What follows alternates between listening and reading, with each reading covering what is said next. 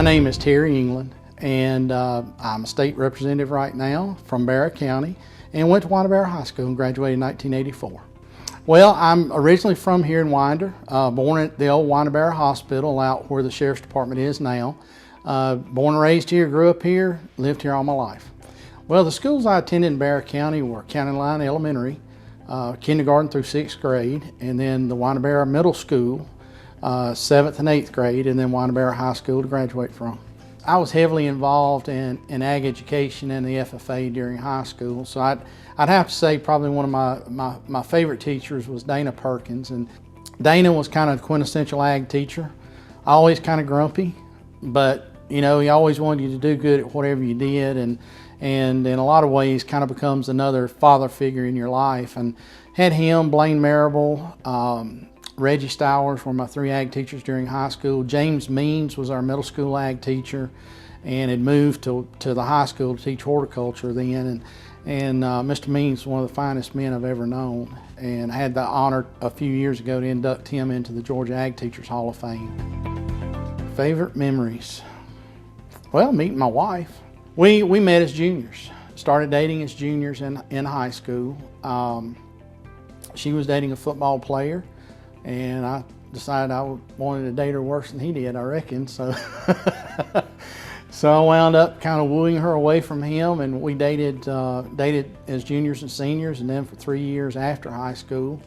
And so we dated 5 years total and been married now a little over, well, almost 31 years now.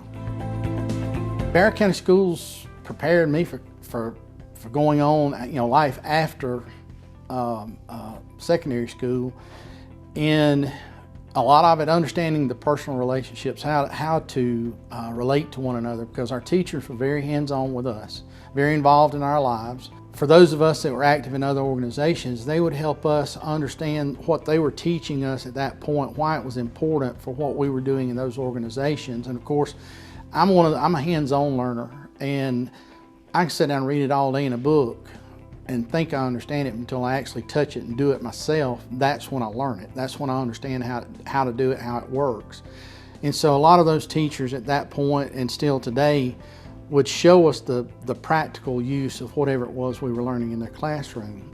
I never will forget learning parliamentary procedure and Robert's Rules of Order during high school, and there was a contest that we had to do that in. And I still use that every day. I mean, in politics at the Capitol, running meetings, I have to understand Robert's Rules of Order. So a lot of those things are things that you don't think so much about when you're learning them as to how important they will be in real life when you finally get into a leadership position of some sort as you go through life, that you're going to call back on a lot of that stuff. I have the honor to chair the Appropriations Committee in the House. We put together a $26 billion budget every year. The math training that I got, the accounting principles of math that I got while I was in high school, that education of math and understanding how numbers work, the education in leadership and how you lead others, but you do it in a servant leadership style, that we learn through FFA, that other organizations teach, 4-H, Skills USA, all of those different organizations teach that, have some component of leadership training in those. But all of those things meld together in whatever you wind up doing. You know, one of the pictures I brought in today on talking about chasing dreams, one of the pictures I brought in today was a field trip to the Capitol in 8th grade, and we had actually taken one in 5th grade. And in the 5th grade, we toured the House and Senate chambers and a little bit of the rest of the Capitol. And I just remember when I walked into the House chamber, I knew that I wanted to be there someday. And I remember Miss Beth Caldwell was on the school board at the time. She and I are very close, and I just made mention to her at one point during high school that I want to serve in the House one of these days. And of course we both kind of laughed at it and, you know, thought, okay, yeah, whatever. So, but you know, rocked on along, and 20 years later, 25 years later, the House seat here came open, and the first person to call me was Beth Caldwell and said, "Now is your time." And I I thought she lost her mind or something other that morning, and we talked a little bit about it. We were in the middle of building our business. We were in the farm supply business here in the community and really building a strong business there, employing a lot of folks. And I said, no, it's not the right time. I can't do it right now. She said, no, it's either now or never. And so we thought about it, we prayed about it, and said, well, I think it is now or never.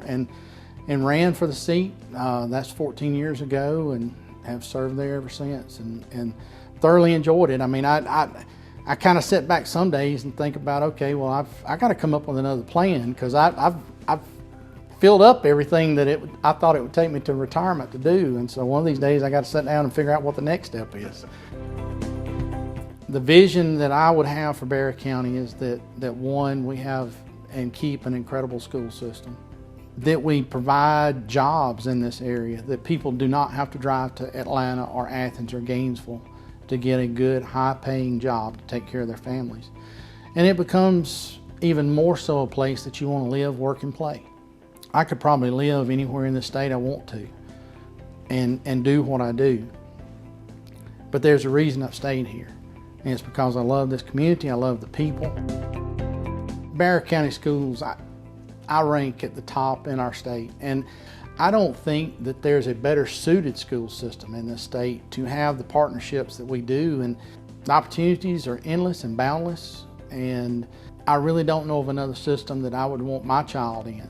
But the truth is, here we know each other, we love each other, we take care of each other.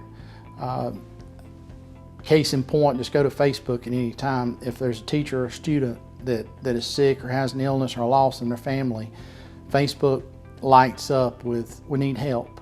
And it also lights up with people responding. And so you can go to a bigger school system or you can go to a smaller school system, but I don't think you'll find any school system has a better family atmosphere and more of a love for individuals than ours does. My elective job, of course, is state representative.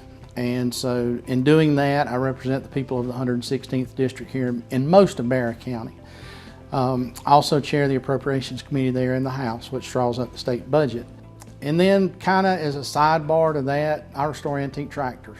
And that's kind of, it's kind of my pressure relief valve to work on them, because I typically do that by myself all the time. I call it diesel therapy. Usually the hay season starts right after we get done with the legislative session, so I come get in a tractor seat, smell burnt diesel fuel.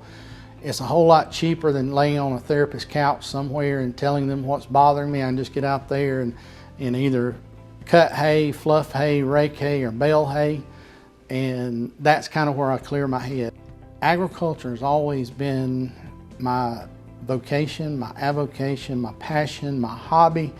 All of those things rolled into one. I'm an incredibly blessed person that when I'm doing something dealing with agriculture and even making a living at it, it's not work, because I love it that much. To borrow a saying of a good friend of mine, there are only 5 things you have to live: food, shelter, clothing, water, and air. The good Lord provides the water and the air. The farmer provides the other 3. But the farmer takes care of the other 2 as well. And so any career that you can do that in, I don't know how it gets any better. Don't know how it gets any better.